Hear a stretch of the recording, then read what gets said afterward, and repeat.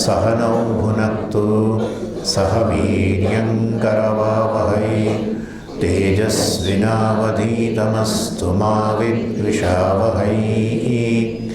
ॐ शान्ति शान्ति शान्तिः। सदाशिवसमारम्भां शङ्कराचार्यमध्यमाम् अस्मदाचार्यपर्यन्तां वन्दे गुरुपरम्पराम्। ॐ मनोबुद्ध्यहङ्कारचित्तानि नाहं न च श्रोत्रजिह्वे न च घ्राणनेत्रे न च व्योमभूमिर्न तेजो न वायुः चिदानन्दरूप शिवोऽहं शिवोऽहं चिदानन्दरूप शिवोऽहं शिवोऽहम्। पहली त्रण पंक्ति एनी अंदर नकार, चौथी पंक्ति ની અંદર હું કોણ છું, પહેલી ત્રણ પંક્તિમાં હું કોણ નથી, ચોથી પંક્તિમાં હું કોણ છું એની વાત। બહુ વિચિત્ર વસ્તુ છે। હું જ્યારે તમને પૂછું કે આ ટેબલ શું છે એટલે તમે શરૂ કરો। ટેબલ જે છે એ આસન નથી, ટેબલ બોટલ નથી, ટેબલ માઇક્રોફોન નથી, ટેબલ સ્વામી નથી, ટેબલ હોલ નથી, ટેબલ નર્મદા નથી, ટેબલ ફલાણું નથી। થોડી વાર રહીને તમે શું થાવ, અકળાઈ જાઓ કે આ શું છે। મેં તમને પૂછ્યું કે ટેબલ શું છે તો તમે શું છે કહેવાને બદલે શું નથી એ કહો, ખોટી વાત થાય ને। એવું જ છે, એવું જ। હું પૂછું કે હું કોણ છું, તમારે કેવું છે ચિદાનંદ છું ના। ચાર પંક્તિની અંદર ત્રણ પંક્તિમાં નિષેધ, તમે કોણ નથી, કોણ નથી, કોણ નથી, કોણ નથી, કોણ નથી। કેમ એવું? કારણ કે જે તમે નથી એ તમે છો એવું માની લીધેલું છે માટે। That's it. તમે જે નથી એ તમે છો એવું માન્યું છે, એ ભૂલને સુધારવી જરૂરી છે। એટલે વાસ્તવની અંદર ભૂલ સુધારવા માટે કહેવું તો પડે કે આ તમે આ નથી। એટલા માટે આ પહેલી ત્રણ પંક્તિની અંદર જે વસ્તુ તમે ખરેખર નથી અને જે તમે તમારી જાતને માની લીધેલી છે, માની લેવામાં કંઈ ખોટું નથી, પણ માની લઈએ ને જે વસ્તુ નથી એ માની લઈએ ને આના કારણે જે તકલીફો છે એ બધી આ છે। ગઈકાલ મેં વાત કરી દીધી, પૂરેપૂરો સંસાર આ છે। મનને એકવાર આત્મા કહી દીધું એટલે પછી મનની તકલીફો તમારી થઈ ગઈ, આમાંથી કોઈ તમને છોડાવી ન શકે। મનને એકવાર આત્મા કહી દીધું પછી મનની તકલીફો બધી તમારી તકલીફો, અને એ તો છે આખી દુનિયાની અંદર આ જ ચાલે છે। મન તકલીફ આપે છે બધાને, મનને આત્મા કહી દીધો છે। મનને આત્મા કહો પછી આ જગતની અંદર કોઈ તમને તકલીફમાંથી મુક્ત કરવા માટે સાયકોલોજી પણ એ સક્ષમ નથી। સાયકોલોજી તો વાસ્તવમાં તમારું મન ખરાબ છે એટલે કે તમારું મન ખરાબ છે માટે તમે ખરાબ છો એને સુધારવા માટે બધું છે। મન ખરાબ હોય ને તમે ખરાબ ના હોય તો શા માટે કરવું જોઈએ? દાખલા તરીકે આ બોટલ ખરાબ હોય હે તો વાસ્તવની અંદર મને શું લાગે વળગે છે? ના, પણ મન ખરાબ એટલે હું ખરાબ, એ સ્થિતિ છે। અને માટે વાસ્તવની અંદર આનું નામ સંસાર। મન ખરાબ હોય, સ્વામીજી હું મારે કંઈક રસ્તો બતાવો, હું બહુ ક્રોધી છું કહે છે ને લોકો, હું ક્રોધી છું। હવે મનને ક્રોધ આવતો હોય તો એક વસ્તુ છે, પણ ના મનનો ક્રોધ એટલે કે હું ક્રોધી છું તો પછી વાસ્તવની અંદર એ આખી પરિસ્થિતિ બદલાઈ ગઈ। એટલે જે તમે નથી એ વસ્તુને તમે છો એ માન્યું છે. માટે પહેલી 3 પંક્તિની અંદર આચાર્ય કહે છે કે આ ભૂલ પહેલાં સુધારો. એકવાર ભૂલ સુધરે પછી ખરેખર તમે વાસ્તવમાં કોણ છો એ ચોથી લીટીમાં કહે છે. ચિદાનંદ રૂપ શિવોહમ શિવોહમ વાસ્તવમાં. અને અત્યારે આપણે જે ચર્ચા ઉપાડી છે એ આ ચોથી પંક્તિની વાત કરી રહ્યા છે કે હું ચિદાનંદ કેવી રીતે છું.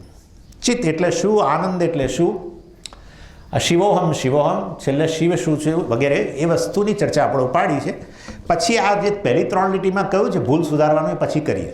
પહેલાં આ વસ્તુ જોઈ લઈએ. અને એની અંદર આ જગતના 2 ભાગ પાડી દીધા.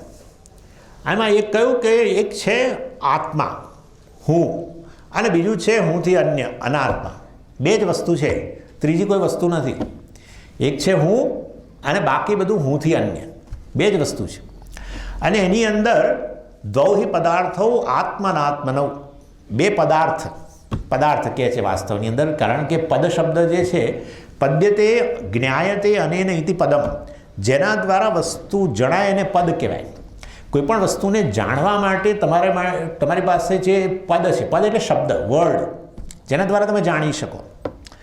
એટલે પદાર્થ એટલે શું કે જે પદ છે, દાખલા તરીકે આ જગ, થર્મોસ એને પદ કહેવાય, થર્મોસ.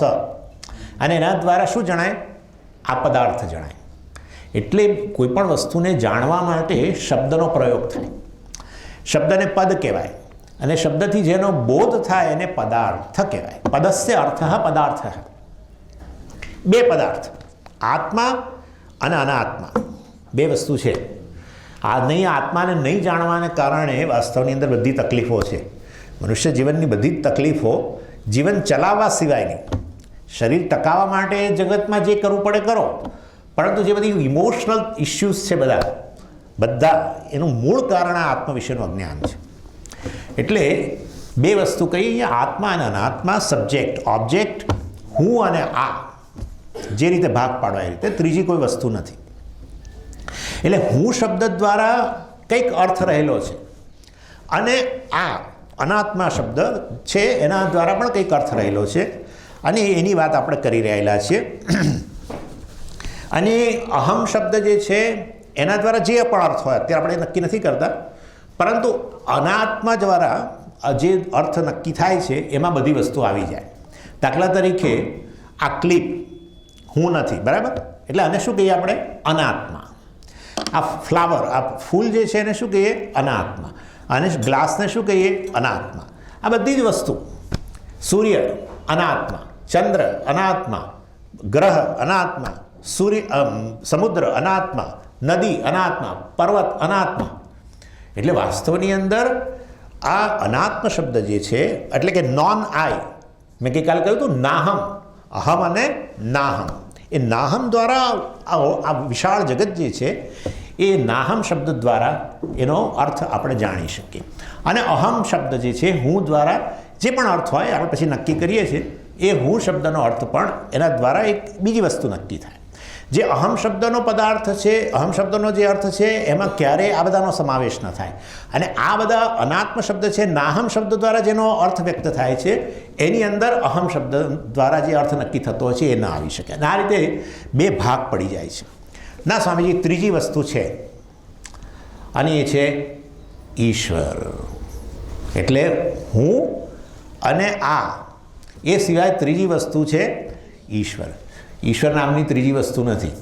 ઈશ્વર નામની ત્રીજી વસ્તુ નહીં. એટલે જો હું ઈશ્વરને તમે અહમમાં સમાવેશ ન કરો તો શેમાં સમાવેશ કરવો પડે? નાહમમાં સમાવેશ કરવો પડે. એટલે ઈશ્વર અનાત્મા કહેવાય. એટલે ઈશ્વર પણ વાસ્તવની અંદર અનાત્મા. કઈ રીતે? તો આપણે ઈશ્વરને આપણાથી અન્ય જ કહીએ છીએ, અહમથી અન્ય કહીએ છીએ ને. એટલે ઈશ્વરને નાહમની અંદર ઉમેરવો પડે. અને નાહમની અંદર ઉમેરો અને ઈશ્વરને પાછા તમે વાસ્તવમાં રૂપ વગરનો કહો, જેનું કોઈ રૂપ ના હોય, અને છતાંય એને કહો કે પેલા સ્વર્ગની અંદર રહેલો છે. હવે સ્વર્ગમાં રહેતો હોય ને એનું રૂપ ના હોય, આ કેવી વસ્તુ છે વિચારો તમે. બીજા ધર્મોવાળા કહે છે કે એનું કોઈ રૂપ નથી. જો રૂપ ના હોય તો પછી એક જગ્યાએ કેવી રીતે રહી શકે? કોઈ રૂપવાળી વસ્તુ હોય એક જગ્યાએ હોય, પણ જેનું રૂપ જ ના હોય એને તમે કહો કે સ્વર્ગની અંદર રહી રહ્યો છે અને સ્વર્ગમાં એ છે ને પાછો મેલ છે, પુરુષ છે. આ બધું જે આ ક્રિશ્ચનોને લોકો આ રીતે વાત કરતા હોય છે એ વસ્તુ કોઈ રીતે સમજી શકાય એવી નથી વાસ્તવની અંદર. અર્થાત રૂપ વગરની વસ્તુ, રૂપવાળી વસ્તુ કોઈક જગ્યાએ રહી શકે, સ્વર્ગમાં રહી શકે, રૂપ વગરની વસ્તુ ન રહી શકે, પણ આ પ્રકારનો ખ્યાલ જે હોય તે. પરંતુ ઈશ્વર પણ જે છે વાસ્તવની અંદર જો એ મારા કરતાં અન્ય હોય તો પછી એ નાહમમાં જ આવવો જોઈએ. સમજી ગયા? એટલે અને સ્વામીજી ઈશ્વરને અનાત્મા ના બોલાય આપણાથી, તો પછી નાહમમાં ના આવે તો ઈશ્વરને શું કહેવો પડે? અહમમાં કહેવો પડે. ઈશ્વરને આત્મા કહેવો પડે. એટલે આત્મા ઈશ્વર છે એવી વાત થઈ જાય. એટલે પછી કે ના સ્વામીજી એવું નહીં, આ ખાલી હું તો જીવ છું એટલે જીવને ઈશ્વર ન કહી શકાય, તો પછી નાહમમાં ઉમેરો, અનાત્મામાં કહ્યું ના સમજીએ, એના અનાત્મા ન કહી શકાય. એટલે કેટલાક લોકો કહે છે કે ઈશ્વર વાસ્તવમાં આત્મા પણ છે અને અનાત્મા છે. જો હવે એવી વાત લાવો તો પછી હવે બીજો ટોપિક થઈ ગયો. ઈશ્વર આત્મા પણ છે, હું પણ રૂપે રહેલો છે અને જગત રૂપે પણ રહેલો છે. તો એ વાત તો બહુ મોટી થઈ ગઈ ભાઈ. એ વસ્તુને સમજવા માટે અત્યારે આપણે નથી બેઠા, પરંતુ વાસ્તવમાં એનો અર્થ એવો થયો કે બે જ વસ્તુ હોય અને ઈશ્વર બંનેના રૂપમાં રહેલો હોય તો પછી ઈશ્વર સિવાય બીજું કશું રહ્યું નહીં. તો એવા સંજોગોની અંદર હું અને આ જીવ અને જગત બંને વાસ્તવની અંદર એનાથી પર છે. એનો અર્થ એવો થઈ ગયો ને, બંનેના રૂપમાં રહેલો હોય. જીવ છે જગત નથી, જે આત્મા છે અનાત્મા નથી, અનાત્મા છે આત્મા નથી. પણ જો ઈશ્વર બંનેના રૂપમાં રહેલો હોય તો ઈશ્વર વાસ્તવમાં ખરેખર બંનેથી ઉપર ઉઠેલો છે. એ વાત થઈ ગઈ. અને એ વસ્તુ ખરેખર ઈશ્વરની વ્યાખ્યા જ એવી છે કે જે કાંઈ છે એ ઈશ્વર છે. પણ એ ઇક્વેશન અત્યારે આપણે લેતા નથી, એ મહાવાક્ય કહેવાય એને, એ આપણે અત્યારે બાજુએ રાખી છે. ઇન શોર્ટ બે જ વસ્તુ નક્કી થઈ, અહમ અને નાહમ, આત્મા અને અનાત્મા, ત્રીજી કોઈ વસ્તુ નથી. અને હવે આપણે આ આત્મા અને અનાત્મા વચ્ચે એક સરહદ રેખા નક્કી કરવી પડશે. એનાલિસિસ કરીએ એટલે ખબર પડશે આપણને.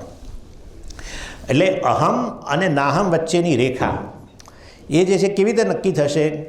એટલે કે છે વાસ્તવની અંદર આ જે કંઈ અનાત્મા જે છે વાસ્તવની અંદર એ તો તમે નથી, એ તો નક્કી થઈ ગયું.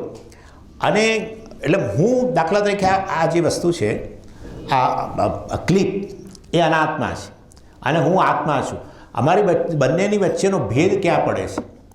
બંને વચ્ચેનું ડિમાર્કેશન લાઇન જે છે એ ક્યાં આગળ રહેલી છે? એની બંને વચ્ચેની સરહદ ક્યાં રહેલી છે? તો વાસ્તવની અંદર આ શરીરથી રહેલી છે. શરીરની બહાર જે કંઈ વસ્તુ જે છે એ બધી જ વસ્તુઓ અનાત્મા છે, નાહમ છે. અને શરીરની અંદર રહેલી બધી વસ્તુઓ જે છે એ અહમ છે. આ રીતે સરહદ નક્કી થાય. અને આ સરહદ વાસ્તવમાં સીધી લાઈન નથી અહીંયા, બરાબર ને? એટલે વાસ્તવ તમે જે આ શરીર પર પહેરેલી વસ્તુ છે એની અંદર એ અહમપણું નથી. એટલે કોઈ વ્યક્તિ એવું નથી કહેતું કે વાસ્તવમાં હું જબ્બો છું, આવું કોઈ નથી કહેતું, બરાબર? જબ્બો તમે 24 કલાક પહેરી રાખો તોય હું જબ્બો છું કદી ના કહો. એટલે શરીર પર પહેરેલા વસ્ત્રમાં પણ અહમ બુદ્ધિ નથી. શરીર પર પહેરેલા વસ્ત્રમાં એ નાહમ બુદ્ધિ છે. એનો અર્થ એવો થયો કે આ શરીર અને શરીરની અંદર જે છે એની અંદર અહમ બુદ્ધિ રહેલી છે. શરીર પર પહેરેલી અમુક વસ્તુઓ છે એમાંય અહમ બુદ્ધિ નથી. કેટલાક લોકો વીંટી પહેરે, વીંટીમાં અહમ બુદ્ધિ નથી, નહીં તો હું વીંટી છું એમ કહેવું જોઈએ. કેટલાક લોકો કડીઓ પહેરે પણ કડીમાં અહમ બુદ્ધિ નથી. કેટલાક લોકો મંગલસૂત્ર પહેરે પણ મંગલસૂત્રમાં અહમ બુદ્ધિ નથી. સમજો આ વસ્તુ. આ બધાની અંદર અહમ બુદ્ધિ નથી, પરંતુ શરીરની અંદર અહમ બુદ્ધિ છે અને એમાં સીધી લાઈન નહીં આવી શકે, કારણ કે આ ક્યાં તો આગળ હોય એટલે ત્યાં સુધી વાસ્તવમાં અહમ, આટલે સુધી, અથવા તો ક્યારેક પેટ આગળ હોય તો પેટ જે હોય તે. પરંતુ એટલે આ શરીરનો જે વ્યાપ છે એ વ્યાપ અહમનો વ્યાપ છે. અને એની બહાર રહેલી બધી જ વસ્તુ, વસ્ત્ર હોય, વીંટી હોય, જે પણ હોય, એ બધામાં નાહમ બુદ્ધિ છે. એટલે અને એ દ્રષ્ટિએ આ શરીર અને એટલે કે અહમ અને નાહમ વચ્ચેનો ભેદ આ રીતે વાસ્તવમાં પાડવામાં આવે છે. ઇવન આ અમેરિકા વગેરેની અંદર તો પેલા બિલાડા કૂતરા બહુ પાળતા હોય છે લોકો, અને એટલા એ બિલાડો તો ના બોલાય પણ તો બિલાડી કે કૂતરાઓ હોય એને એટલો બધો પ્રેમ કરતા જાણે પોતાનું બાળક હોય. એમાં એક વ્યક્તિને છે ને આવું થઈ ગયું. એક વ્યક્તિ થોડી બિચારાને આવા તકલીફોવાળા બહુ લોકો છે ત્યાં, પુષ્કળ લોકો છે, એમાં ઢગલાબંધ લોકો ત્યાં. એમાં એક વ્યક્તિને એવું થઈ ગયું કે હું બિલાડી છું. વિચારો તમે, એને એવું થઈ ગયું બિલાડી છું, એટલે કોઈ દિવસ ઘરની બહાર જ ના નીકળે, કારણ કે બહાર નીકળે તો પછી બીજા કૂતરાઓ ફરતા હોય ને એટલે સતત ડરે. એટલે પછી એને એના ઘરના લોકો લઈ ગયા સાયકિયાટ્રિસ્ટ પાસે, અને સાયકિયાટ્રિસ્ટને ટ્રીટમેન્ટ આપવી પડે. એટલે સાયકિયાટ્રિસ્ટે એને શું કર્યું, સાયકિયાટ્રિસ્ટના એની જે ક્લિનિક હતી એની અંદર એક મોટો અરીસો હતો, અને અરીસાની અંદર એ અરીસો હતો, અને એ એક સાયકિયાટ્રિસ્ટ પોતે એક બિલાડી લઈને ગયો, અને એ પાલતું એની પાસે બિલાડી હતી, એ બિલાડી લઈને ગયો અને આ લોકોને બોલાવ્યા. પેલા ભાઈ પણ આવ્યા જે પોતાની બિલાડી માનતા હતા, એ બોલાવ્યા, અને પછી એ અરીસાની સામે ઊભા રાખ્યા. અરીસાની સામે ઊભા રાખી અને પછી પૂછ્યું કે તને આ અરીસામાં શું દેખાય છે? તો કે તમે દેખાઓ છો અને તમારા હાથમાં બિલાડી છે. તો કે બીજું તું શું જોઉં છું? તો બીજું હું જોઉં છું. તો કે હવે તું પાછો જો, મારા ખોળાની અંદર શું છે? તો કે બિલાડી છે. અને તું કોણ છું? તો કે હું માણસ છું. તને બિલાડીમાં અને માણસમાં ભેદ દેખાય છે? તો કે હા, ચોખ્ખો દેખાય છે. તો હવે તું તારી જાતને બિલાડી કહીશ? તો કે હવે હું નહીં કહું, મેં ભૂલ સુધારી લઉં છું, સોરી. અને પછી એ તો ઘરે ગયો. સાયકિયાટ્રિસ્ટને ખબર હતી કે આ તો પાછી તકલીફ થવાની જ છે, એટલે પાછું બીજે દિવસે એટલે ભાઈ એના ઘરના લોકોને તો એમ થઈ ગયું કે ભૂલ સુધરી ગઈ છે, પોતાની બિલાડી માનતો નથી, માટે બહાર નીકળશે, પણ બહાર નીકળ્યો નહીં. બહાર ના નીકળ્યો તો કે પછી એના ઘરના લોકો કે કેમ બહાર નથી નીકળતો? તો જવાબ ના આપ્યો. એટલે વળી પાછા એને સાયકિયાટ્રિસ્ટ પાસે લઈ ગયા. સાયકિયાટ્રિસ્ટને ખબર જ હતી કે આવવાના જ છે પાછા. અને ત્યારે ગયો ત્યારે સાયકિયાટ્રિસ્ટે પૂછ્યું કેમ હવે તો તું તો સુધારી તો દીધી ભૂલ તે, કે હું બિલાડી નથી. તો કે બરાબર છે, મેં સુધારી દીધી ભૂલ, પણ શેરીના કૂતરા જે છે મને કેવી રીતે ખબર પડે કે શેરીના કૂતરાઓ મને બિલાડીના રૂપમાં જોતા નથી? એટલે આના જેવી વસ્તુ છે. એટલે એનીવે આ તો એક જોક કહી મેં તમને, પણ કહેવાનો આશય છે કે બિલાડી હોય, કૂતરા હોય કે અન્ય કંઈ પણ વસ્તુ, બધામાં તમને કેવી બુદ્ધિ છે? નાહમ બુદ્ધિ છે. અને આ શરીર અને શરીરની અંદરની જે વસ્તુઓ છે એની અંદર વાસ્તવમાં અહમ બુદ્ધિ છે. અને એ રીતે આ ઇવન આ બે હાથની વચ્ચેનો જે ગાળો જે છે ને એમાંય તમને અહમ બુદ્ધિ નથી. દાખલા તરીકે કોઈ વ્યક્તિ ગોળી છોડે અને તમારા બે હાથની વચ્ચેથી નીકળી જાય તો તમે શું કહેશો? કે હું બચી ગયો. એટલે આમાં અહમ બુદ્ધિ છે, આમાં અહમ બુદ્ધિ છે, પણ આ બે વચ્ચેનો જે ગાળો છે એમાંય તમારી અહમ બુદ્ધિ નથી. એટલે એનો અર્થ એવો થયો કે આ શરીર અને શરીરની અંદર જે છે એની અંદર આપણી અહમ બુદ્ધિ રહેલી છે. હવે આની અંદર બે વસ્તુ છે. જે નાહમ છે અર્થાત અનાત્મા જે છે એ વસ્તુ તમે કેવી રીતે ખબર પડે છે? દાખલા તરીકે આ ફૂલ છે, બરાબર? કારણ કે તમારા મનની અંદર આ વૃત્તિ ઉત્પન્ન થાય છે, આના વિષયક વૃત્તિ. અને જ્યારે આ વૃત્તિ ઉત્પન્ન થાય ત્યારે તમે આ વસ્તુને વિષયના રૂપમાં જુઓ છો. એટલે આને ઇદમ પ્રત્યય કહેવાય. પ્રત્યય એટલે જ્ઞાન વૃત્તિ. મનની અંદર જે વૃત્તિ ઉત્પન્ન થાય, આ વસ્તુનું અસ્તિત્વ તમે શેનાથી નક્કી કરો? મનની અંદર વૃત્તિ ઉત્પન્ન થાય તો, નહીં તો તમને ખબર ન પડે. એટલે આ જે છે આ ફૂલ છે, આ ફૂલ દાખલા તરીકે આટલું બોલો, એનો અર્થ એવો થયો કે તમારા મનની અંદર પુષ્પાકાર વૃત્તિ ઉત્પન્ન થાય છે. અને એ પુષ્પાકાર વૃત્તિ ઉત્પન્ન થાય ત્યારે એની અંદર અહમ પુષ્પ એવું નથી હોતું. શું હોય છે? ઇદમ, આ પુષ્પ છે એવી વૃત્તિ હોય છે. એટલે આ અનાત્મા જે છે એની અંદર ઇદમ પ્રત્યય વૃત્તિ રહેલી છે, અને બીજી જે છે એ અહમ પ્રત્યય વૃત્તિ છે. અહમ પ્રત્યયની અંદર અર્થાત અહમાકાર વૃત્તિ, અહમ વૃત્તિ જે છે એની અંદર શરીર વગેરે રહેલું છે. અહમ વૃત્તિનો વિષય શું છે? શરીર. ઇદમ વૃત્તિનો વિષય શું છે? કંઈ પણ, પુષ્પ હોય, ક્લિપ હોય. એ રીતે ઇદમ પ્રત્યય અને અહમ પ્રત્યય બે પ્રત્યય છે. પ્રત્યય એટલે વૃત્તિ, કોગ્નિશન અર્થાત જ્ઞાન. એટલે ઇદમ આ વિષયક જ્ઞાન, ઇદમ પ્રત્યય, અને અહમ વિષયક જ્ઞાન, બે વસ્તુ એની અંદર રહેલી હોય છે. અને જે હંમેશા જે આપણે જગતના વિષયો છે જે નાહમ કહીએ છીએ, અનાત્મ કહીએ છીએ, એની અંદર હંમેશા આ પણ રહેલું છે. એટલે આ સૂર્ય, આ ચંદ્ર, આ પુષ્પ, આ ક્લિપ, આ કોઈ દિવસ હું પુષ્પ એવું કદી થતું નથી. એટલે એ બધું આપણે જેને નાહમમાં કહીએ છીએ એ આ ઇદમ પ્રત્યેને અંતર્ગત હોય છે. પણ અહમ વૃત્તિ જે છે એનો વિષય શું છે? તો કે અહમ વૃત્તિનો વિષય તો વાસ્તવમાં શરીર જ છે. જ્યારે અહમ બોલું ત્યારે શરીર સંબંધી જ બોલું છું. દાખલા તરીકે શરીર બેઠેલું છે અત્યારે, તો તમે શું કહો છો? હું બેઠેલો છું. જુઓ, પછી શરીર ચાલતું હોય તો તમે શું કહો છો? હું ચાલું છું. શરીર સૂતું હોય તો હું સૂતો છું. શરીર ઊંચું હોય તો હું ઊંચો છું. શરીર કાળું હોય તો હું કાળો છું, શરીર પુરુષ હોય તો હું પુરુષ છું. માટે અહમ પ્રત્યય જે છે, અહમ વૃત્તિ જે છે, એનો વિષય શરીર અને શરીરમાં રહેલી વસ્તુઓ છે. શરીરમાં શું શું રહેલું છે? જ્ઞાનેન્દ્રિયો રહેલી છે, એમાં અહમપણું છે. કર્મેન્દ્રિયો રહેલી છે, એમાં અહમપણું છે. મન રહેલું છે અંદર, એમાં અહમપણું છે. બુદ્ધિ રહેલી છે, એમાં અહમપણું છે. ચિત્ત રહેલું છે, આપણે જોવાના છે બધું વસ્તુ શું છે, એમાં અહમપણું રહેલું છે. એટલે અહમ વૃત્તિનો વિષય શરીર અને શરીરમાં રહેલી વસ્તુઓ છે. ઇદમ વૃત્તિનો વિષય જે છે એ આ બધી વસ્તુઓ આપણા મનમાં જ ઉત્પન્ન થાય છે અને એ વસ્તુઓ વાસ્તવમાં એમાં આપણું રહેલું છે, એમાં કોઈ પણ અનાત્મ નાહમ વિષય રહેલો છે. હવે આ અહીંયા પ્રશ્ન આટલો થાય છે કે અહમ વૃત્તિનો વિષય જો શરીર હોય તો શરીરમાં ક્યારેય ઇદમ પ્રત્યય ન આવવો જોઈએ, બરાબર ને? કારણ કે શરીર જે છે અહમ વૃત્તિનો વિષય છે અને શરીરથી અન્ય વસ્તુ છે બધી આપણું છે, તો શરીરમાં કદી આપણું ના આવવું જોઈએ. પરંતુ વ્યવહારની અંદર તમે જોશો કે ક્યારેક ક્યારેક તમે શરીર માટે આ શબ્દ પણ બોલો છો, આ શરીર હવે બહુ ચાલતું નથી સ્વામીજી, એટલે હું ક્લાસ નથી ભરતી, એમ કે આ શરીર સમજો. એટલે એનો અર્થ એવો થયો કે શરીરની બહારની વસ્તુ માટે તમારે આ વસ્તુ રહેલી છે, શરીર માટે હું પણ રહેલો છે અને આ પણ રહેલું છે. આ વસ્તુ શું સિદ્ધ કરે છે? ગૂંચવાડો સિદ્ધ કરે છે. જેમાં આપણું હોય એમાં હું પણ ના હોય, જેમાં હું પણ હોય એમાં આપણું ના હોય. એટલે વાસ્તવની અંદર પુષ્પમાં આપણું છે, સમજી ગયા? મેં કહ્યું ને પણ ઇદમ પ્રત્યે, તો પુષ્પની અંદર ક્યારેય અહમપણું નથી આવતું. સમ ખાવા માટે તમે હું પુષ્પ છું એવું નથી બોલતા, ક્યારેય નથી બોલતા, પણ શરીર માટે તમે કરો છો.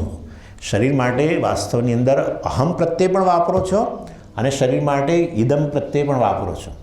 શરીર માટે હું પણ વાપરો છો અને શરીર માટે મારું પણ વાપરો છો. જે મારું હોય એ હું ના હોય, હું હોય એ મારું ના હોય. મારી કાર, સમજી, મારી પાસે BMW કાર છે, સરસ, બહુ સારું, પણ સમજી હું જ BMW કાર છું, આવું ના હોય.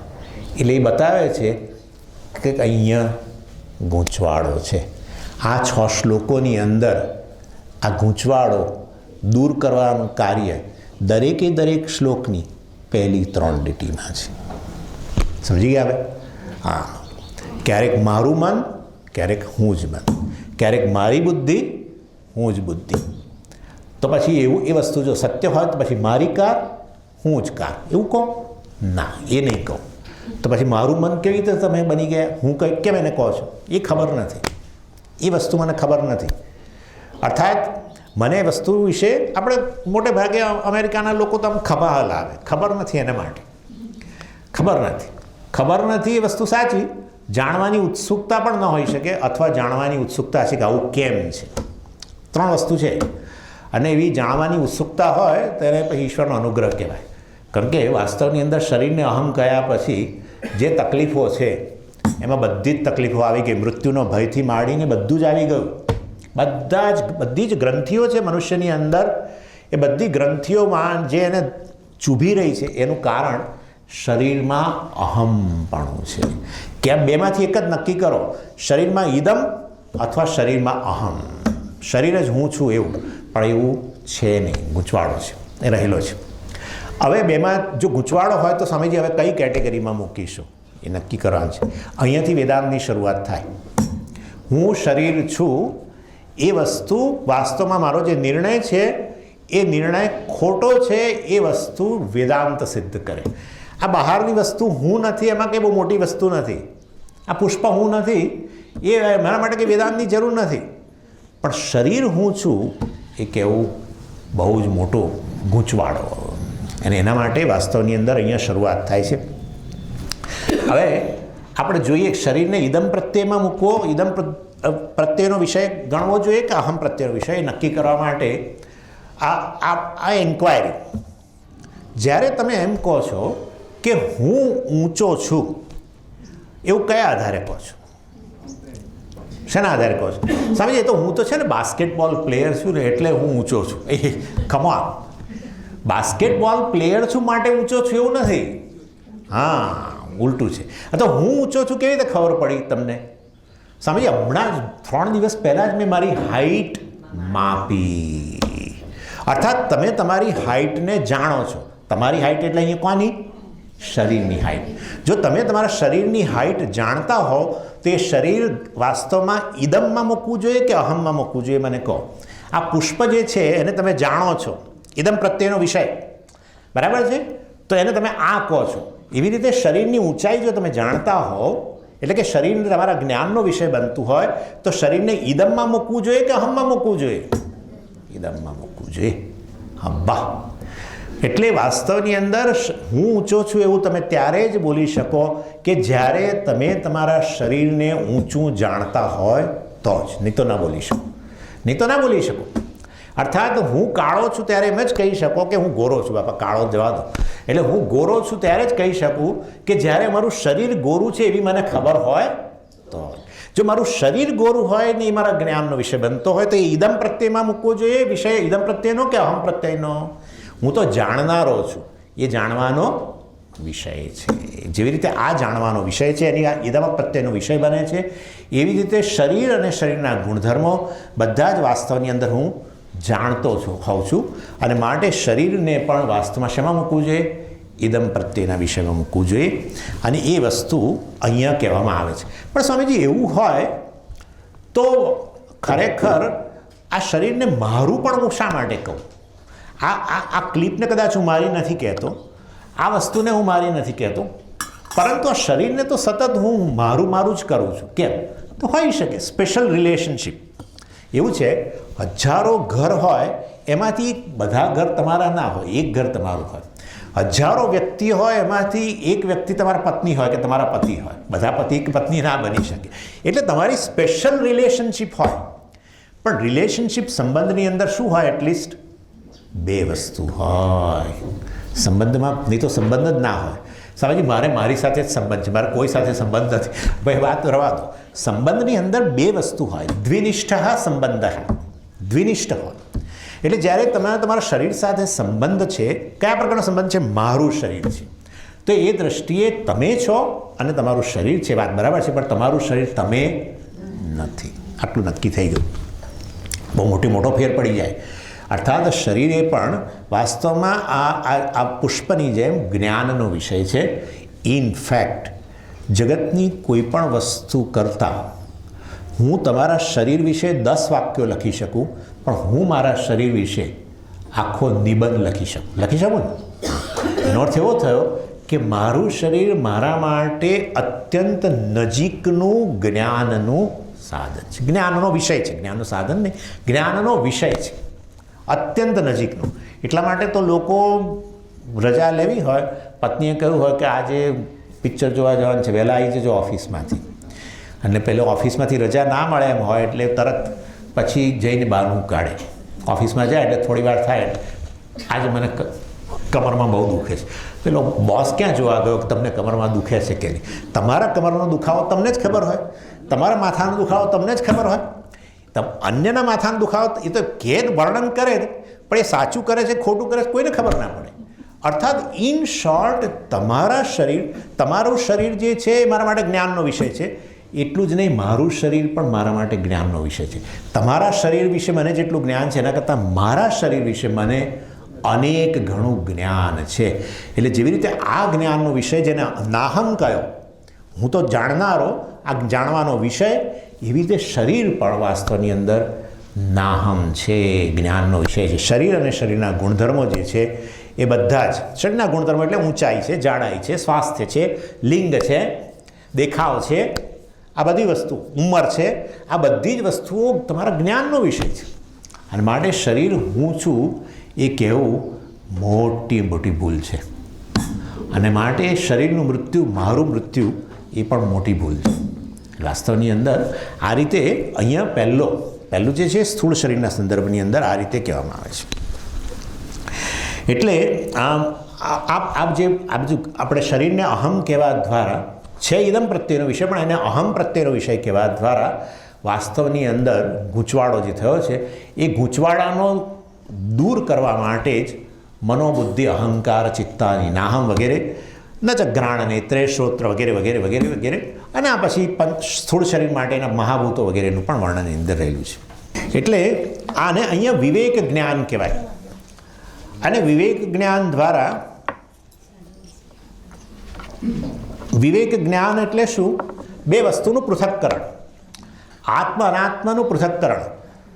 આત્મ અનાત્માનું પૃથક્કરણ એટલે શરીર વાસ્તવમાં જે અનાત્મા છે એમાં આત્મબુદ્ધિ કરવાને કારણે અહીંયા આત્મ અનાત્મા વચ્ચે અવિવેક થઈ ગયો છે. અવિવેકને દૂર કરવો આ પ્રકારના પૃથક્કરણ દ્વારા, વેદાંતની મદદ દ્વારા આ પ્રકારનો વિવેક કરો. અને વિવેક કર્યા પછી વાસ્તવની અંદર બંને વસ્તુ જેવી છે એવી રહેશે. કોઈ વસ્તુ ક્યાંય જવાની નથી. સમજો હું શરીર નથી એવું કહું એટલે શરીર મરણ પામશે, કશું નથી થવાનું. શરીર રહેશે, શરીરમાં સામાન્ય આત્મબુદ્ધિ પણ રહેશે, પરંતુ શરીરમાં વિશેષપણે આત્મબુદ્ધિ, હું શરીર જ છું અને શરીરની ઊંચાઈ એ મારી ઊંચાઈ, શરીરની જાડાઈ મારી જાડાઈ, શરીર ઠીંગણું હું ઠીંગણો, શરીર વૃદ્ધ બને એટલે હું વૃદ્ધ થયો, શરીરનું મૃત્યુ થયું એટલે મારું મૃત્યુ થવાનું જ છે. આ જે પ્રકારનું વિશેષ પ્રકાર જે તમારા મનમાં ગૂંચવાડો હતો એટલામાંથી મુક્ત બનશો. શરીર સાથેનું સામાન્ય તાદાત્મ્ય ચાલુ જ રહેશે, જેના દ્વારા તમે જગતમાં વ્યવહાર કરશો. એ સામાન્ય તાદાત્મ્ય ચાલુ જ રહેવાનું. એટલે અનુભવની અંદર આવું રહેશે હજુ કે હું શરીર છું, પરંતુ વાસ્તવની અંદર તમારા મનમાંથી આ અજ્ઞાન દૂર થઈ ગયું કે હું કેવળ શરીર છું. એ જે અજ્ઞાન, એ પ્રકારનો જે ગૂંચવાડો છે એ દૂર થઈ ગયો. જેવી રીતે એક એક્ટર હોય, એ જેવી રીતે રોલ ભજવતી વખતે જે તે રોલની અંદર એનું અહમપણું હોય, એ અને અહમપણું એ ક્યારે દૂર થઈ જાય? એ રોલ ભજવવામાંથી મુક્ત થઈ જાય તો એનું અહમપણું એમાંથી દૂર થઈ જાય. અને જ્યારે ભજવી રહ્યો હોય ત્યારે એને ખબર છે કે એણે જાણી જોઈને એની અંદર અહમપણું કરેલું છે. એ પ્રકારનું અહમપણું તમારું ચાલુ રહે. અર્થાત તમારું જીવન પછી એક નાટક જેવું બની જાય. અહીંયા કહેવાનો આશય છે. પરંતુ અનુભવની અંદર હું આ શરીર છું એ પ્રકારની જે વસ્તુ છે એ વસ્તુ ચાલુ રહેતી હોય છે. અને એના માટે વાસ્તવની અંદર એ ઉદાહરણ આપતા હોય છે કે એક ક્રિસ્ટલ હોય અને ક્રિસ્ટલની અંદર એની પાસે તમે જ્યારે ફૂલને મૂકો, ક્રિસ્ટલ પોતે નિરંગ હોય છે, સ્ફટિક નિરંગ હોય. એની પાસે જ્યારે પુષ્પ મૂકો ને તો જેવા રંગનું પુષ્પ મૂકો એવા રંગનું એક ક્રિસ્ટલ દેખાય.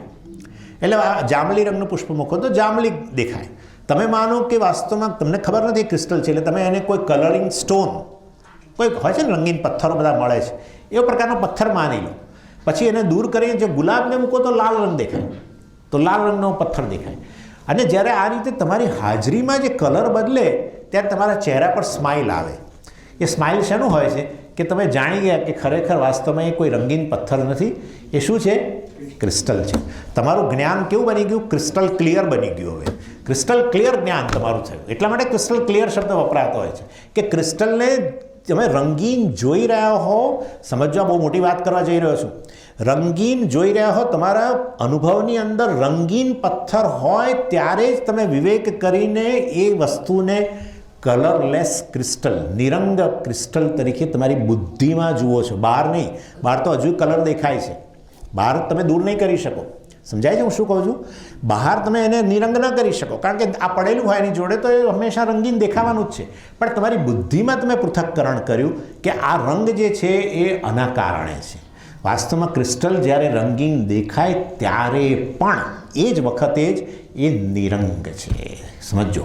એટલે બે વસ્તુ થઈ, એક છે અનુભવ અને બીજું છે જ્ઞાન. એટલે અનુભવની અંદર વસ્તુ આવું જણાય કે હું શરીર છું અને આ પ્રકારે વગેરે, આ મારી ઉંમર છે, મારો જન્મ થયો છે, આ બધું તમારા અનુભવમાં આ ભલે દેખાય, પરંતુ જ્ઞાનની દૃષ્ટિએ તમે જાણી લીધું કે હું તો વાસ્તવની અંદર ખરેખર એનાથી મુક્ત છું, ક્રિસ્ટલ જેવો છું. અર્થાત શરીરના ગુણધર્મોથી, એ શરીરના ગુણધર્મો શરીરના છે, મારા નહીં. એટલે શરીરની ઊંચાઈ, શરીરની જાડાઈ, શરીરની ઉંમર, શરીરનો દેખાવ વગેરે જે છે, શરીરનું સ્વાસ્થ્ય, એ શરીરનું છે, મારું નહીં. વાસ્તવમાં હું ચિદાનંદ છું. એ જોવાનું છે આપણે હજુ, પરંતુ આ એ દિશા છે. આત્મા કે હું વાસ્તવમાં એનાથી એ મુક્ત છું. અને એના માટે ઘણા બધા ઉદાહરણો અપાય છે આ રીતે કે વસ્તુ અનુભવાતી એક હોય, પરંતુ ખરેખર એવી હોતી નથી. ઇનફેક્ટ આખું જગત આવું છે. જે વસ્તુ અત્યારે તમે અનુભવી રહ્યા છો અને એને કારણે એવી જ છે માનો છો, એવી વસ્તુ છે જ નહીં. આખું જગત, એ તો સારું છે વિજ્ઞાનનો સહારો લઈને હવે કહી શકાય છે. દાખલા તરીકે તમે કહો કે આ સમજી ચંદ્રમાનો રોજે રોજ ક્ષય થઈ રહ્યો છે અથવા ચંદ્રમાની વૃદ્ધિ થઈ રહી છે, સમજે પૂનમ આવી રહી છે ને ચંદ્રમા મોટો થઈ રહ્યો છે. હવે અમાસ આવી રહી છે, ચંદ્રમા નાનો થઈ રહ્યો છે. કશું થયું નથી, કશું થતું નથી. વાસ્તવની અંદર એ તમારો અનુભવ છે. જ્યારે અનુભવાઈ રહ્યા હોય કે એમાં વૃદ્ધિ અને ક્ષય થઈ રહ્યા છે, ત્યારે એમાં વૃદ્ધિ અને ક્ષય થતા નથી. જ્યારે દિવસે તમે એમ કહો કે સમજી દિવસે તારા જતા રહે છે, દિવસે તારા જોવા એ જુદી વસ્તુ છે. દિવસે તારા જતા રહે છે અને રાત્રે તારા આવે છે. કશું કોઈ આવતું નથી ને જતું નથી. સૂર્યનો ઉદય સ્વામીજી થાય છે પૂર્વમાં અને પશ્ચિમમાં અસ્ત પામે છે, એવું કદી થતું જ નથી.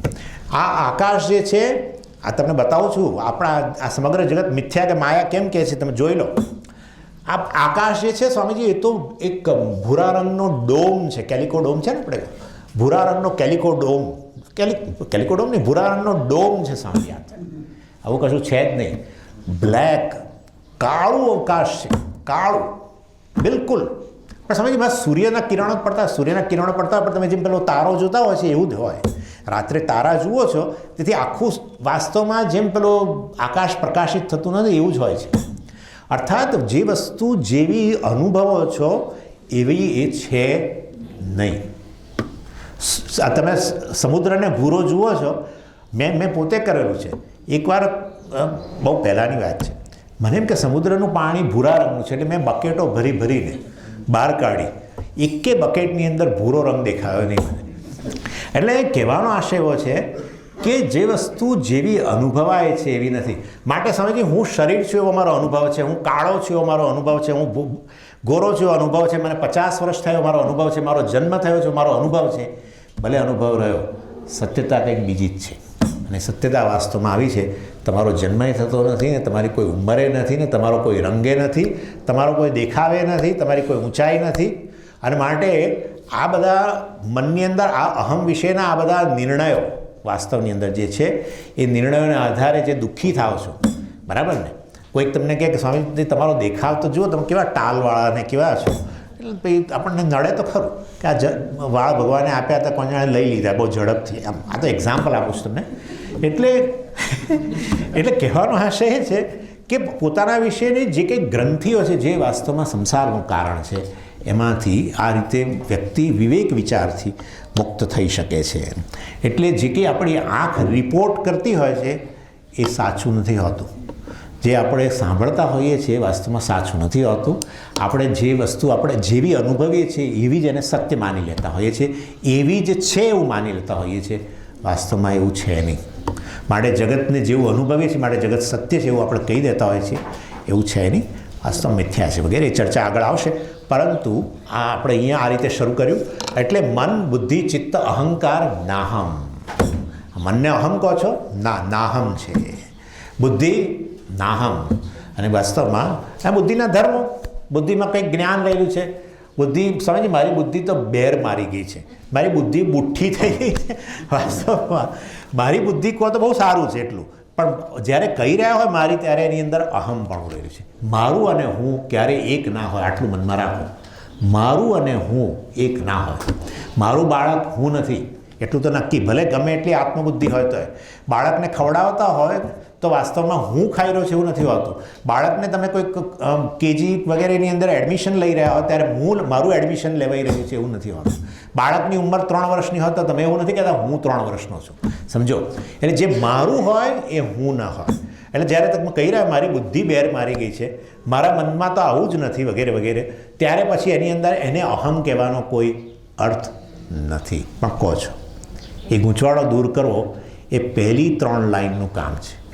માટે મેં તમને કહ્યું કે હું કોણ છું એ પ્રશ્નનો ઉત્તર આપતા પહેલાં હું કોણ નથી એ ઉત્તર આપવામાં આવે છે. એ આ નિર્વાણ ષટકમની અંદર આવા બધા શ્લોકોની અંદર આપણે હમણાં જોઈએ છીએ કલાક પછી ફરી. ઓમ પૂર્ણમદ પૂર્ણમિદમ પૂર્ણાત પૂર્ણમુદચ્યતે પૂર્ણસ્ય પૂર્ણમાદાય પૂર્ણમેવાવશિષ્યતે. ઓમ શાંતિ શાંતિ શાંતિ. હરિ ઓમ શ્રી ગુરુભ્યો નમઃ. હરિ ઓમ.